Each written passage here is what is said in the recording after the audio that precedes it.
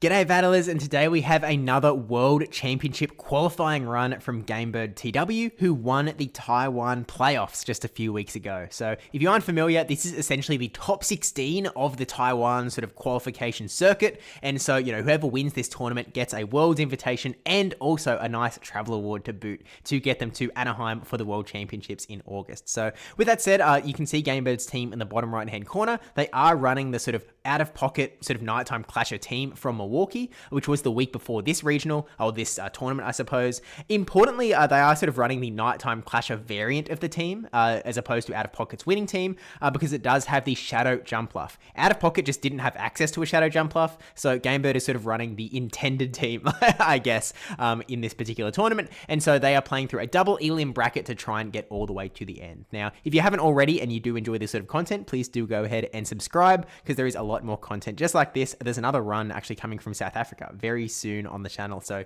be sure to subscribe for that. But let's take a look at the teams though. So we've got Gamebird on the bottom right with the double water, Lapras, and Shadow Feraligatr. Diggersby is your ground type, Shadow Jumpluff is the grass type, Tinkaton is the fairy, and Malamar also as your dark type. Very similar build as the sort of round one opponent as well, 1997 Wu Chang, who is running the double water with Azumarill instead of Lapras, the ground type of Clodsai instead of Diggersby, Credilli instead of Jumpluff as a grass, and then a fairy type of Wigglytuff instead of Tinkaton, and a dark type of Drapion instead of the Malamar. Now, we won't look too deeply into the teams because obviously the meta update is just, a few days away at this point, but we'll take a look all the same, and I think that Credilli is really going to be a bit of a key Pokemon to deal with in this first round. Now, starting off with Tinkaton lead, great lead into the Credilli. You can see that Gamebird's actually running an ABB strategy with Lapras and Feraligatr in the back, which if you are scared of that Credilli, does make a lot of sense because you can sort of swap into one of your waters and bait out the Credilli. Now, here we do see the Lapras swapping into the Feraligatr. This is a really solid matchup for Gamebird because you can win this one in the one shield pretty comfortably. You just shield up the next Hydro Cannon, you can throw a Sparkling Aria, get the KO. Feraligatr has the option of shielding to try and go for another Hydro Cannon, but you can really see that the health is going to get so low at that point. But if you want to avoid the Credilli Tinkaton matchup, maybe it's worthwhile depending on what Wu Chang has in the back. They do let the Feraligatr go though, which pretty much just means that Credilli is going to come right back in. And at this point, Gamebird is probably pretty happy with their position. They're probably just going to let this Lapras go. They're going to do as much damage as they can. They've already got it down into the yellow, and they've got another Sparkling Aria. But as soon as Lapras goes down, they just bring in Tinkaton, and it's a strong matchup anyway. So it sort of makes sense for Wu-Tang to just sort of just let it eat all of these hits. Kind of crazy that they've had to get this so low just to throw a move into Lapras. Tinkaton comes in. They're going to save the move on the Credilli in the back, but it's Clodsire in the back, and this Feraligatr, after Lapras sort of works to sort of clear out the Credilli, whether it's in the lead or whether it's at the swap, Feraligatr is so free in the back that this is kind of an insanely good matchup for Gamebird. So, gonna eat a Sludge Bomb even, and at this point, we're in quite a strong position. Actually, you can probably even let your Feraligatr go at this point and just put it all in Tinkaton, because Tinkaton, look how low that Clodsire is. So yeah, at this point, you just let Feraligatr go, save your shield for the Tinkaton. You can possibly even Fairy Wind down. You don't use the shield on Credilli, you use your shield on Clodsire. No move from Credilli matters to a Tinkaton. That's sort of why Tinkaton is such a strong Credilli counter. Use your Bulldoze here against the Clodsire, and yeah, this is just GG's. Gamebird taking a pretty solid game one win. Really just solid alignment, but a good strategy all the same. Game 2, Tinkaton again into Drapion this time. Still a good lead matchup, but again, you have to consider the water types in the back and that Credilli. So we'll see how Gamebird decides to play it though.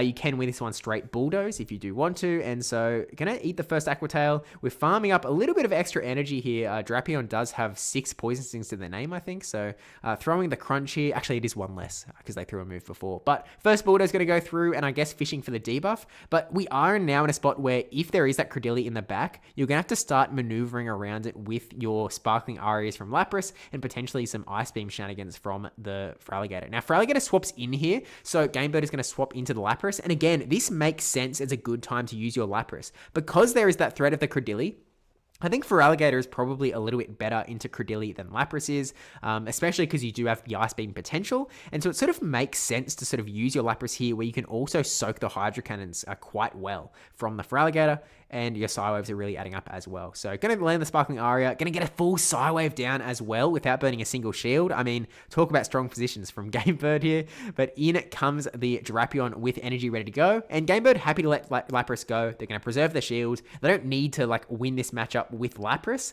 At this point, they're going to swap into the Tinkaton, recognizing that they can outpace to this Bulldoze, and it's all just going to be on Feraligatr in the back again, which, if there is a Credilli, there's actually not. It's Wigglytuff in the back. Now, this is not a great spot for Feraligatr in terms of, this isn't when you want 2 shields, because Wigglytuff doesn't care. Wigglytuff will just charm all the way through. This actually really heads-up play from Wu-Chang. I mean, I guess you don't mess with the Wu-Chang, but, I think this could still work out for GameBird here, because they've burned the last shield with Hydro Cannon. Another burning the shield now. And now you just need Tinkaton to get to a move, and here's the Bulldoze. Really close stuff, and really, I really like that play from Wu-Chang, because they're sort of recognizing that you are going to be scared of the Credilli. You're probably going to save your shields for Credilli. I don't need, I'm okay if you have shields, because I just have Charm, and I'll Charm all the way through. So really nice game plan. Unfortunately, it doesn't work out for them in that one, which does mean GameBird sort of progresses on to the next round of the winners, which is sort of top 12, I think, guaranteed at this point. So up against Patrick Yang, 1113, who is running, again, very similar team. And this is sort of I think this is sort of the build for the current metagame. So if you're playing in Bologna, this is the build where you have sort of double water with Lapras and a Feraligatr. You've got a ground type. This time they have Unova and Stunfisk. Grass type, Jumpluff again, a fairy type in Tinkaton, and another dark type in the Malamar. So also a very similar team to GameBird's team. It's 5 of the same 6. They've just swapped out the ground type for Unova and Stunfisk, which, has some benefits, some downsides for sure.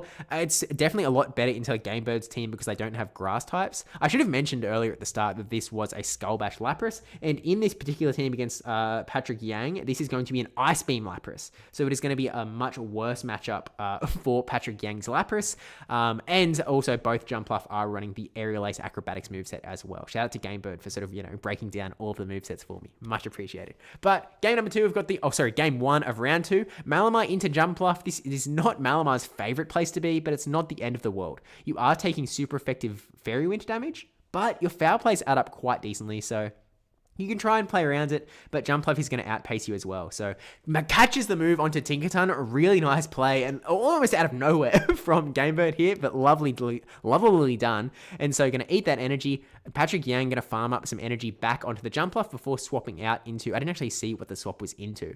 It's into the opposing Tinkaton, which makes some sense. We are playing a little bit of a game of Bulldoze debuffs here, but for the most part, if you're landing the first Bulldoze, you're probably going to be ahead. But there was already some damage on here, so I would sort of still favor GameBird to win this particular matchup for the Tinkaton versus Tinkaton. Obviously, debuffs can play a role here or there, but unfortunately, I don't speak a language. It's not in English, so I can't quite see as easily, and my screen's a little small when the debuffs happen. But we do see Malamar swapping in to sort of snipe the Tinkaton KO. That must have been a shield, because I didn't see one come up, but I didn't see the damage go down either. So shielding the player off, though, is really nice, but because that Jumpluff sort of farmed up all of that energy earlier on, he's going to be able to throw it here. Just an Aerial Ace, though. So really, GameBird is going to be putting their chips onto the Lapras in the back, which seems like a pretty reasonable play because there's nothing on Patrick Yang's side that doesn't care about this Lapras. The most scary Pokemon for the Lapras, I guess there's 2. One is the Malamar and one is the Jumpluff. And Jumpluff is about to get KO'd here. There's not even an Energy Ball on that Lapras, and it's a Lapras hanging out in the back, and so GameBird has just such a dominant position here because Skull Bash Lapras is going to be able to beat the Ice Beam Lapras 10 times out of 10. Even getting an early Skull Bash because of the earlier farm down makes it so that you're buffed up even quicker. These Sparkling Arias are doing even less, even sooner. This is a very strong position to be, but GameBird's Lapras is actually eating these Psywaves. It feels like it's eating them way harder, to be honest with you. But we are going to see another Skull Bash coming in here. This isn't going to be quite enough to KO. It'll take it down to the red. And you sort of have to start to wonder, okay, this is the right play, I think. Going for the Sparkling Aria, sort of trying to secure the KO. And then you've got that little bit of a Tinkaton in the back end. Lapras is absolutely fine. So game 1 takes the victory. Pretty nicely done on the whole. Obviously, a bit of an interesting lead matchup. And this is a way worse lead matchup, actually. Tinkaton into Jumpluff. There is just not much you can do here as the Jumpluff because, as the Tinkaton. Well, I guess that's not true because Player Off, you can actually do a pretty decent chunk of damage. It's just that Jumpluff is generally favored here. So Player Off does take you down to half health. Jumpluff basically just sort of it has a really nice pacing is kind of its big benefit. Looks like that was an Acrobatics, taking it down to a little bit more than half health. And so then swapping into the Lapras, unfortunately, into the Lapras. Unfortunately for Patrick Yang, there is the Malamar here to answer it, and Malamar is a very strong response to the Lapras. You can tank a move pretty easily. Now, if you're the Malamar, you actually kind of want to get, like, best case scenario, you get a foul play bait, because you kind of want to land a superpower. It's kind of what you want. After they let the first one go, Gamebird sort of thinks that they're not going to burn any shields, which is the right play. They're just going to let that Lapras go, recognizing that it was a losing matchup anyway, and decides to keep their shields and instead going to bring in the Tinkaton, who can sort of shield here and farm all the way down. But because the superpower on the Lapras already debuffed the Malamar, you can actually pretty safely no shield here. Unfortunately for Patrick Yang, again, it is the Diggersby in the back of Gamebird. Gamebird making really nice line calls here. And so even though like Tinkaton is sort of got a little bit of energy advantage, it's not going to do a whole lot against Diggersby. Even shielding the player off this Scorching Sands, it might not be quite enough to KO even at this range. It comfortably is. It absolutely is. I just know that Tinkaton can sort of tank one, but it was a little bit too weak there. And so, yeah, this is player off. Going to be enough to take the KO and take out round number 2 in quite dominant fashion, to be honest with you. Like, pretty well played on the whole, which does mean we're going into the winners. Actually, this is the winners finals already. When you're in a bracket of 16, you go from 16 players down to 8 players in round 2, down to 4 players left in the winners bracket. So actually, it's the semis. It's the winners semis. My bad. We're up against Mai Chang at 1978. Who's running a Lapras, Claydol. We'll go through it properly because you can sort of, again, see the parallels. We've got Double Water in Lapras and Golisopod. Golisopod is the sort of spammier Pokemon in the same build as Feraligatr. 10 turns to its moves. We've got the Claydol as the ground type with Mud Slap. Galarian Corsola breaking the mold a little bit instead of a grass type, where you do actually have better, like you are doing the same thing as grasses in that you are covering the Claydol, for example. Obviously, there's no Claydol on Gamebird's side, but it's kind of an interesting, similar-ish Pokemon in the whole. And then you've got Tinkaton as the Fairy, Drapion as the Dark type. Unfortunately for me, Mai Chang, Galarian Corsola just gets absolutely dominately walled by the Diggersby. And so if it can avoid the Diggersby matchup, it looks okay, but it's pretty bad into Malamar as well. So it might be a leave at home sort of Pokemon, and I think that Mai Chang is probably going to lean a lot more into the Golisopod because that looks very strong into Gamebird's team and can do quite a lot of work if he can get an advantage on it. Drapion is unfortunately quite weak-ish. Like, it's not as strong into Gamebird's team as it would be into many other teams, but we'll see how the games go. Round number 3, game number 1. And again, actually the moveset wise, we are running an Ice Beam Lapras here as well. So have to be wary of that. But Malamar into Drapion in the lead. This is actually like not too bad for the Drapion. I think you sort of almost prefer to be the Drapion if you can shield the superpower, which if you call it, okay, that's not as good for Drapion anymore. Bring it right down health-wise. And now Mai Chang sort of has to make the adjustment here. They don't have a hard counter check to this Lapras actually, which is really tough. They get the defense debuff though, which is really nice. I think they did at least. Because now they can bring in Golisopod and the X's do add up and also outpace. You get a shield with the Skull Bash. And at this point, I feel like if you're the Lapras, you kind of have to let it go. You just need to save your shields for the other matchups. You don't have enough health. And so I think you maybe have to Malamar through because Diggersby is going to be a little bit too slow to get the job done. So you just have to Malamar and invest 2 shields. Drapion has energy in the back, which you have to be pretty wary of. I mean, this is a little bit dicey than it could be otherwise. A Gamebird does have the Diggersby in the back as well. So if it's a Galarian Corsair in the back, that would be awesome. But we see Drapion swap in here now that there are no shields remaining. It's not going to KO here. Does bring it really low. And now we're going to see the Diggersby swap in. Get 4 quick attacks of energy. That Aqua Tail was ready to go on the Drapion. And this Fire Punch is going to go into the Golisopod. It does have the Bug typing, but it's got the Water typing as well. And so Golisopod burns the shield on that first one. Not going to be able to KO Diggersby in one hit, that is for sure. That if one thing Diggersby does, it takes a hit. So it takes 1 Aqua Jet, but you need to throw the Fire Punch before they can get to another one, because that would be enough to KO you. And so it all comes down to what is in the back here. Is the Tinkaton. Okay, Diggersby in a really strong position here. You're going to pace to the move in the same pacing, but Tinkaton wins Charge Attack priority. So the question is, does player F KO? And the answer, luckily for Gamebird, is no. But as said before, a Scorching Sands doesn't a one-hit KO the Tinkaton. It brings it down to about half health. And so you're relying on this superpower damage coming in from the Malamar, throwing the move before the Bulldoze is able to come in. Not quite enough to KO, but the Psy Waves are enough, and we are going to secure game number 1. Really nicely played there. Game number 2, we've got the Lapras into the Shadow Drapion. This is sort of a bit of a... this is favored Lapras. Sparkling Aria straight can really just take down Drapion, and you can tank their moves better than they can take yours. Does get a crunch off straight away, no shielded, which is sort of fine by Lapras' standards. And again, we have the Jumpluff and the Diggersby in the back, and so we're sort of very strong into the Tinkaton if it does sort of rear its head a little bit later. And Golisopod, we're also actually quite prepared for Golisopod with the Jumpluff. And here's the swap into Golisopod, which is sort of Gamebird's dream, because they much rather have the Jumpluff into Golisopod than the Diggersby. So we can sort of comfortably here just take the move. You're going to get to Aerial Aces quite quick. But going to go for the Acrobatics Nuke here instead. Going to try and make the call, hope that it goes through, and it does go through. Golisopod goes down. I guess they're sort of recognizing the opponents are very much choosing to no shield when they're in a losing matchup anyway. And so does get a shield out of the Drapion now, because Drapion will be able to get to another move, but going to throw the Aerial Ace just to get a little bit more damage in on this Drapion. Doesn't survive though, unfortunately for the opponent, and so now it is just the Lapras in the back. Already have a Skull Bash ready to go here on Gamebird's own Lapras. Gonna bring it down to about a little more than half health, and at this point there's a full Diggersby ready to go. This is just a hard one scenario. Gamebird tries to get a Sparkling Ari in just for a little bit more damage, but my Chang plays very well, and they sort of recognize okay, no, they're about to get to the move. This is when we throw to maximize our energy gain, but yeah, there's a full Diggersby in the back. It's GG's. There's nothing that he can do, which does mean that Gamebird is now going to progress into the winners finals, which in this tournament is actually still best of 3 because it is in this Asian system that is a little bit different to the TPCI region, but is going to be going up against AilianB in the winners finals, and essentially this sort of guarantees that Gamebird is in the top 3. If they win this match, they sort of guarantee Worlds invite. Whoever loses this match, they go to the losers finals and they play there to try and get the second Worlds invite and also a spot in the grand finals for the Travel Award as well. So AilianB running a very alien team, but you can see similarities still. They've got 2 water types, Shadow Blastoise and Golisopod. They have a ground type in Claydol, pseudo grass type in Trailblaze Furret, a fairy type in Shadow Galarian Weezing, and a dark type in Mandibuzz. You can see the current build of the current meta showing in team after team after team. No different here.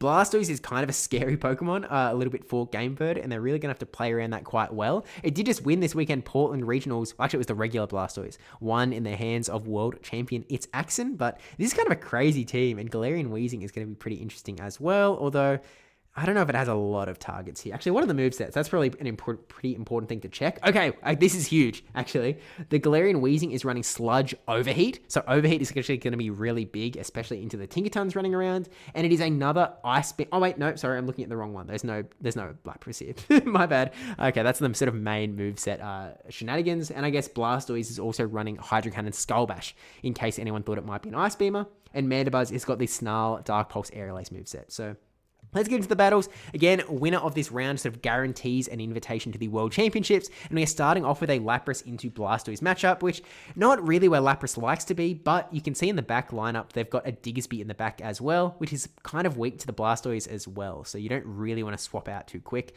You kind of want to try and get some damage locked in against the Blastoise. So you're going to no-shield the first move and then go for the Skull Bash to just try and big hit into the Blastoise. Blastoise, I guess, comfortably recognizing they'll survive it and getting another move off, and then it's going to leave this Lapras for farm, I guess, on the Golisopod. I love the idea. Unfortunately for AilianB, there is a Jumpluff here ready to meet it, which is pretty decent in this matchup, to say the least. Although, to be fair, if Golisopod has enough of an energy advantage, it's actually pretty decent for the Golisopod too. But goes for the Acrobatics, and it doesn't pay off this time. AilianB, they wise up. They get a shield up this one. And at this point, I guess, yeah, you probably just go for another Aerial Ace. If you go for the Acrobatics, you are going to get outpaced to another move. So you just try and get some damage in. It does get a shield, and then they swap into the Diggersby. I don't mind this play because you do want an energy advantage no matter whether they stay in with the Golisopod or if you're going to have to face a different Pokemon that swaps in the back.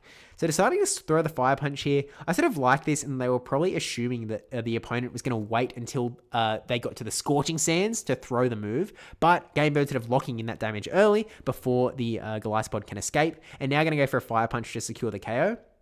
Has to deal with the Blastoise, and we don't know what else is in the back. They are running double water here, but there isn't really like an electric punish or anything from Gamebird, so it's not like they have to be too concerned about that. It's actually the Galarian Wheezing, which is like Gamebird's dream here because the Scorching Sands would be huge. They needed to make the catch, and unfortunately for Alien, Gamebird very, very patient, recognizing that Alien's only win con was catching the Scorching Sands in the back, and so now comfortably able to throw Scorching Sands into the Shadow Galarian Wheezing, takes it almost all the way down, and one more fast attack locks in game number 1. Game number 2, we have the Jumpluff into Furret, and really nice lead for the Jumpluff. And again, we're actually running the same team back with the Lapras and the Diggersby in the back as well. So maybe a little less scared of the Blastoise in the lead, but a Blastoise in the back could actually be quite scary for Gamebird. So we'll see if that does eventuate. At this point, no shield from the Jumpluff. Going to eat a Swift.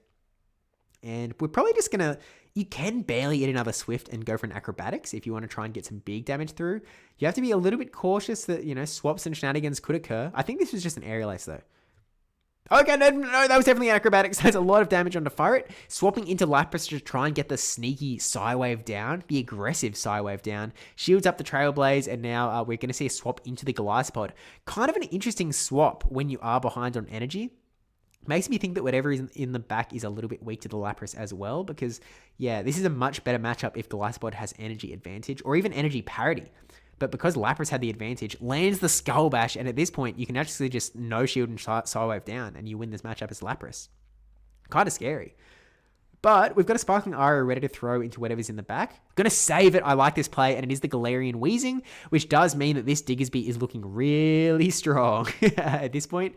You have to be, might be making some calculations. Oh, actually, wants to let the Switch Timer go down, so they have the potential of swapping into Lapras for the Sparkling Aria Snipe as soon as possible. Actually, really solid play there. Shields up the Overheat as well, which means that Galarian Wheezing has reduced its attack stat already. They were kind of hoping that Gamebird might think it would be more logical. Oh, okay, swaps into the Furret. Maybe they get a catch, but also they get to clear the debuff, but there's no winning for AilianB here.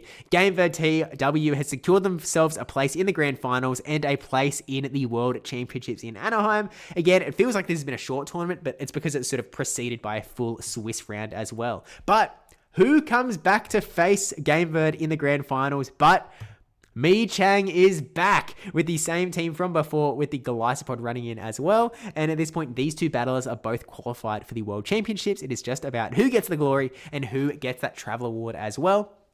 I mean, look, you've read the title. We know the answer. It's Diggersby into Golisopod. Not a good matchup for Gamebird to start off the matchup. And so you see a swap into the Lapras, and we also have the Jumpluff in the back. We've seen these three Pokemon coming out quite a bit from Gamebird. Gonna eat the X-Scissor. And again, this is actually the flip of what happened in that last matchup, where Golisopod is quite good if it has an energy advantage. And now it has an energy advantage. So shields up the Skull Bash as well. We're in a bit of a tight spot if we're Gamebird, to be honest with you. This probably doesn't quite KO.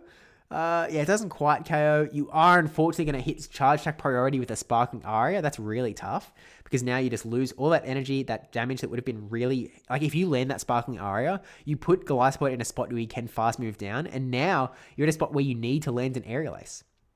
And it makes sense for Gamebird to sort of know and not click the move straight away, because they know that Golisopod will pace the same and they will sort of win Charge Attack priority. So you may as well push it further so you get more of an energy advantage anyway. Throws the Aerial Ace to get the KO. And then we're going to see the Drapion come in. Gamebird really wants to land an Acrobatics here to make it quite good for the Diggersby in the back. Yeah, lands the Acrobatics, instant swap into the Diggersby. Now you can actually no-shield relatively comfortably if you are the Diggersby here. There's no Wiggly Tough on this team. And we see the swap into the Lapras, though. Okay, this is kind of dicey-ish. Now, Diggersby is at the advantage in that it has an energy advantage, but the Lapras takes those moves so well, you really are fishing for a Scorching Sands debuff to try and make this a little bit easier for you. It's tough, though. It's tough, because those Sparkling Arias do come out pretty quick. They're going to outpace you to the Scorching Sands as well in the sort of head-to-head. And so throws into the Jumpluff, sort of forcing Lapras to actually have to throw energy, which is really nice for Gamebird, actually. They want to get this move off from Jumpluff, though, so they shield the Sparkling Aria. The Drapion does come in and catches the Acrobatics. Look, it was always going to happen. So unfortunately, that does mean that this Jumpluff is a little bit behind against the Lapras. Forces Lapras to throw energy. Lapras has lost energy on this particular exchange. They've thrown more than they've gained, but Diggersby is so far away from a move that unfortunately Lapras is going to give Gamebird their first loss of the tournament. going down one game in this best of 3 in the grand finals. Diggersby into Drapion, a much better lead scenario in game number 2 though, and we are still running the Lapras and Jumpluff in the back, really not leaning into the Fraligator. Tries to make a catch onto the Glycopod, but no such luck for Mechang. Gamebird stays calm, stays collected, and swaps into the Jumpluff, tanking the X-Scissor, and again, going to try and land some big damage. Acrobatics straight away. Huge damage if this lands. So we'll see if it does go through. It does get the shield, but you can actually tank another move and go for another acrobatics. You can sort of force, you might lose this matchup, but you will lose it 0 shields to 2 shields. That might have been Aerial Ace pull. Hard to tell. And there was no there was a shield. I think it might have been an Aerial Ace, but we'll find out how much energy a Jumpluff has later on, I guess. Instead, we see the Lapras swap in now that we have a 2-0 shield advantage. And at this point, you're kind of looking at Mechang's possible Pokemon. You're like, where do I need my shields? Is my Diggersby going to be the answer? Or do I potentially need to sort of save my Lapras a little bit? They decided to put both shields into Lapras, recognizing that you can actually win this matchup relatively comfortably. Well, maybe not comfortably. The Sparkling Aria... Actually, no, never mind. Comfortably. I thought that might not quite KO, but it definitely does. So then goes Drapion, in comes a Glycopod again, and at this point, you just go straight for the Skull Bash and try and get the KO, or even better, you catch the move onto Jumpluff, you save all of that energy on the Lapras, such a nice play from Gamebird, and now you still have that Diggersby hanging out very high health as well. I think the sort of clear play is you go to Lapras, and now that the Glycopod is a little bit lower, you can go for the Sparkling Aria, get the KO, and it is the Lapras in the back. So at this point, you need to get some chip damage here, because Diggersby, Lapras head-to-head, Diggersby is going to lose that one, but you put a Skull Bash onto that Lapras, you bring it down to below half health, all of a sudden a Scorching Sands is going to do a lot of work here. I don't know if it's quite enough to KO, not quite enough to KO, but Diggersby will be able to hold onto a move. It can take 1 Sparkling Aria. We'll see if it can take 2. It can take 2 and 1 Fire Punch. All you're going to need to secure the KO, which means 1-1. We're going into a game number 3, gamebirdTW versus Mechang. Winner takes the entire Taiwan playoffs, and we are starting off with a Lapras into Drapion. Good lead for Lapras, and we've actually swapped the back line. There's no Diggersby here. We are instead going in with the Malamar. We'll see if this pays off for them.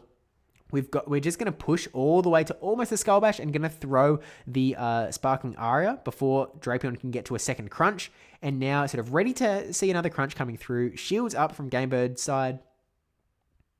That was just an Aqua Tail, so really nice bait from Gamebird's side. They do get sort of a 1 Poison Sting advantage from that, but they were already in an energy advantage. But the more energy advantage Drapion has, the better it is going to play. So forcing the second shield out of Gamebird, and at this point, they can sort of make some decisions here. Do they want to go for the Sparkling Aria? Tries to catch the Sparkling Aria. Instead, we're going to farm up even more energy, and now it is Malamar versus Lapras. Malamar swapped in quick enough that they should be able to get to 2 superpowers before Lapras can get to 2 Sparkling Arias, I believe. Going to go for the Foul Play first up as well, which actually makes sense, because you can actually just Foul Play plus superpower is enough to KO.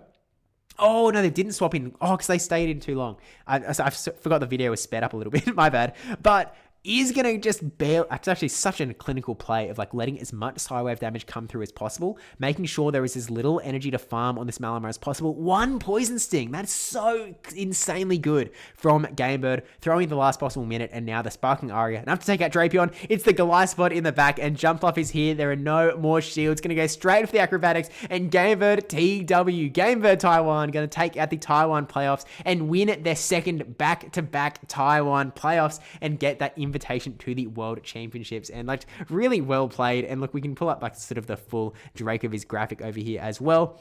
Really solidly played it from Gamebird, and just really appreciate them sort of sharing this footage with us, and really looking forward to seeing them giving a run at Worlds. Again, if you do enjoy this sort of content and you're looking forward to seeing more tournament recaps in the future, do go ahead and subscribe. There's some Meta Simplified stuff coming very soon for the brand new meta as well, so stay tuned for that. But until then, thank you for watching. Thanks again to Gamebird and Mechang. Congratulations to both of you for qualifying for the World Championships. I hope to see you both there. I will be there as a competitor, it turns out. Stay tuned for the next video. But yeah, thanks to my patrons and supporters on YouTube as well for supporting the channel.